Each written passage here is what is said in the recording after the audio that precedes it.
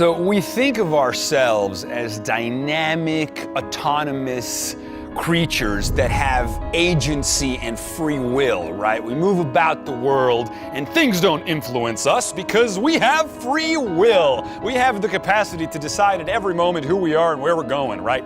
That is what we do. Except when you look deeper, you actually find that mind, okay, that consciousness is in fact not necessarily autonomous from the world in which it dwells. In other words, consciousness is a co-production. Consciousness is a collaboration between subject and object. Professor David Lenson writes about this in his book.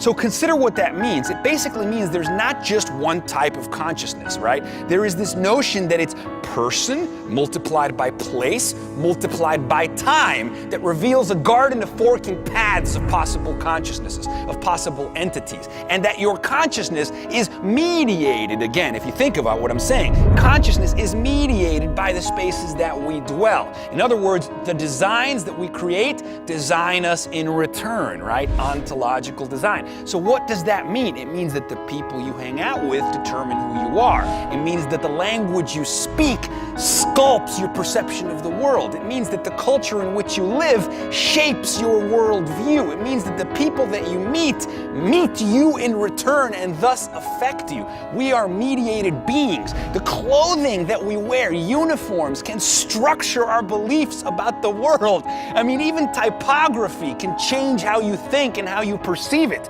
This notion that the wallpaper of the mind can influence reality so much, can influence consciousness, can influence perception to the degree that who and what we are is determined by where we are and where we dwell. The wallpaper matters, right? What is within is without, what is without is within. We're like the dragon eating its own tail. We're the Ouroboros, okay? We're Eschur's hands. The hand is drawing the hand that's drawing the original hand. That's us. And again, what is the takeaway of this idea? That we can create our own reality. That our creative and linguistic choices govern our fate. I design, therefore I become. The vertigo of freedom.